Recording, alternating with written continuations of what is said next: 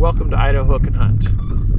As you can see today, I'm out on my kayak. It's a beautiful day. Thought I would enjoy some of this nice weather and get out here. And I thought I'd take the opportunity to introduce you to another video that I'm putting out today. This one is going to be a little different.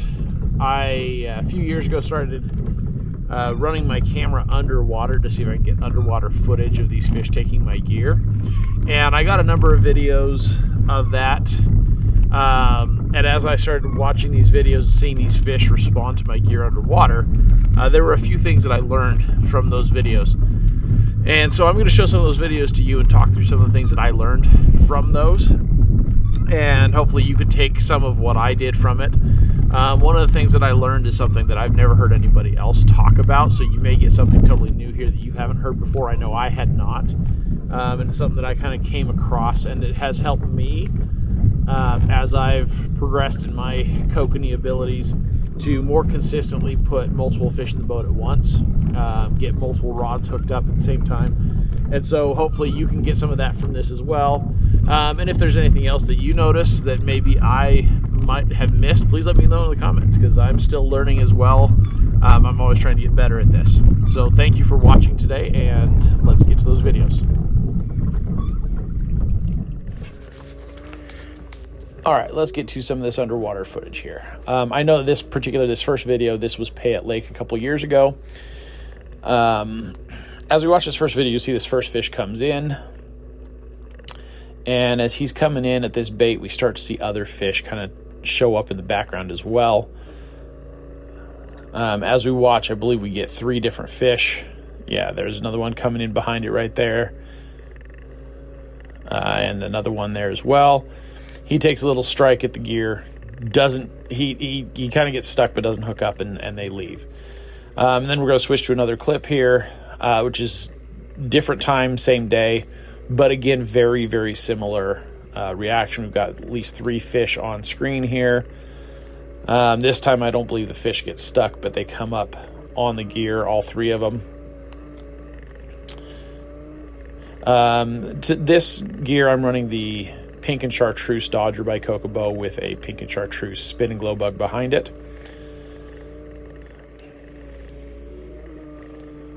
Switching to another clip here. And another thing that I noticed, and this is something that I'm sure you guys have all heard before, these fish, they're following behind this gear frequently, kind of taking swings at it, but maybe not fully committing. It's one of the reasons why it is very important to move your boat, make your turns to speed that gear up, slow that gear down, change that action a little bit, because sometimes that's all it takes to entice one of these fish to strike.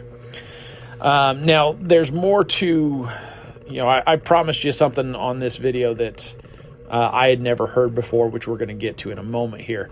If there's other things you guys are noticing on these videos that I maybe am not pointing out, I would love to hear it in the comments as well. Let me know what you think, if there's anything you picked up from watching these fish on video. But one of the big things that I noticed from watching these fish underwater is that on almost every video that I took underwater, I have multiple fish on screen. Now, the visibility with this camera underwater like this is probably only 6 to 8 feet behind that Dodger. So to be able to see multiple fish on screen every time just means that it's very rare for one fish to come in at a time. And this is a big key to what I learned from this underwater footage. We're going to go to a clip of how I set up my underwater camera here in just a moment. And then I'll explain a little more about what I gleaned from this and what I've started doing on my boat that has increased my double hookup rate, I think, significantly since I've started doing this. Okay, so we're going to take a few minutes away from the video that we've been watching. I'm going to show you a little bit about how I take my underwater footage of these kokanee hits. So as you can see right here, we've got my downrigger ball on my downrigger cable. And you can see I've got my GoPro mounted just above it. What this is a small device called a Versatroll. And the way this works, it has a slot right there that it twists, and it comes off the cable. You put it on, you twist it, and it locks it onto the cable. And then you can see it's got a hole right here, and the GoPro is just mounted to that little hole right there. And then when you start running, you make sure that the GoPro is pointed up towards my downrigger clip right here. And then I'm going to have my Dodger literally about a foot to 2 feet behind this downrigger clip, so you get good footage on the camera. That's how all those videos have been taken, anywhere from 20 to 30 feet under the boat typically. Now, another thing I want to point out about my setup is if you notice my ball right here, behind it, I have a set of trolls back here. Now, I started a couple years ago, instead of putting my clip straight to the back of my downrigger ball, I started putting it above my ball and I started putting a salmon flasher directly attached to my ball. And what I noticed when I started doing that is I started noticing on my fish finder a lot of fish that instead of just seeing marks on my fish finder, I had fish that were actually chasing my ball and in and out of my screen, chasing the ball, as you're going to see in a picture here in just a moment. And I started noticing they were doing that an awful lot. So I started doing this all the time, running a set of trolls or a salmon flasher on my ball with my gear above and behind it, because kokanee are a schooling fish. And when kokanee are schooling, the more flash that you have, the more it looks like it's a group of fish chasing bait or whatever it be, and it tends to attract a lot more fish. And so I've been really successful the past couple of years running trolls on my ball and then running my gear just above it. All right, for those of you with experience reading a fish finder, you will understand what this is. Those of you who aren't, these arches that you see between 20 and 30 feet down in the water column, those represent fish. This is what I typically saw on my sonar screen before I started putting these trolls on the back of my downrigger ball. Now, when I started putting these trolls on the back of my downrigger ball, I started seeing a little bit of a different image. And it looked a little bit more like this. This is an actual image taken off of my fish finder while I was fishing. And what you see is that yellow line going across at about 25 feet. That is my downrigger ball. But then you see all these wavy lines underneath it. Where you were seeing arches on that last screen, on this screen you see these wavy lines that follow all the way across the entire screen. Those are kokanee that are chasing my downrigger ball. Now, to track all the way across the screen like this when I'm going 1.5 miles an hour, that's 100 yards or more probably that I've got fish chasing the ball. Now, when I saw this, I realized that if they're chasing my ball and I'm running 50 feet back behind that ball, I'm missing these fish that are chasing right behind my ball. So I started pulling my gear up much closer to my ball and trying to imitate a school of fish right there under the boat. And the result of doing that is video clips like this next one here. All right, so this clip is exactly what you saw on that sonar screen before. This clip, at one point, I count at least 7 or 8 fish on the screen. And this is, like I said, this is right above the downrigger ball. I do have that flasher going on the ball, and then the Dodger and the gear are right behind it here. And it attracts in a whole school of fish. Now, here's the thing that I realized. Not only could I pull the gear in nice and close to the ball so that I was imitating a school of fish right there, but the other thing that I realized is I've got a whole school of fish that is trailing my gear right here. Right there you can see, I think I see 7 fish in the screen right there. So I've got a whole school of fish that's trailing my gear.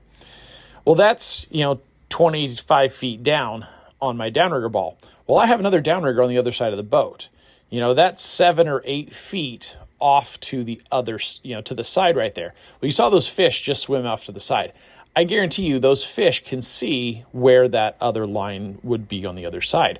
So something that I started doing is when I'm running my lines back behind the boat, what I like to do is anything that's at a very similar depth, I keep my lines at a very similar distance back behind the boat as well. That way what you get is, let's say, for example, this is this one, which is right behind my ball, directly under the boat, 25 feet down. If I put my downrigger on the opposite side of the boat, also 25 feet down with the gear right behind the ball, now I don't only have one set of gear in that area where those fish are following that gear, but I have two. They're 8 feet apart, side to side from each other. And so not only can I hook that one fish that you just saw me catch on that video, but one of those other 6 that are following him may very well go 8 feet over to the left or the right, or whichever side my other gear is on.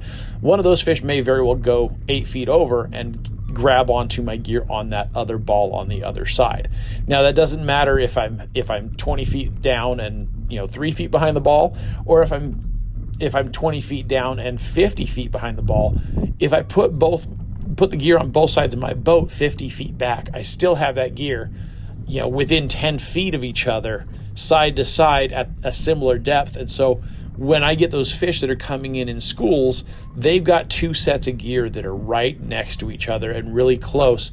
So I can get 2 fish out of that school at the same time. And I have found that frequently increases the rate of doubles that I tend to catch when I am fishing this way. So again, that's something I've never heard anybody else ever say about kokanee fishing. Is something that I found through watching these videos. And I have found that as I've started doing this, I do get doubles much more on 2 lines that are at an equal distance behind the boat than I do if I have 2 lines that are at varying distances behind the boat, because I'm working the same school of fish with 2 different lines. So if that helps you out, let me know. Again, if there's other things you saw in the comments, please respond in those comments and let me know what you saw, as well as if there's questions you have, feel free to ask. And we'll go back to my kayak video. This was a very slow day, but I did get 1 fish in the boat, so we'll get that fish in the boat, and we will see you again next time.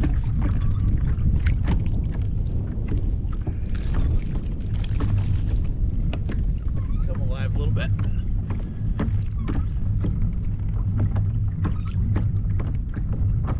I believe this is likely a trout.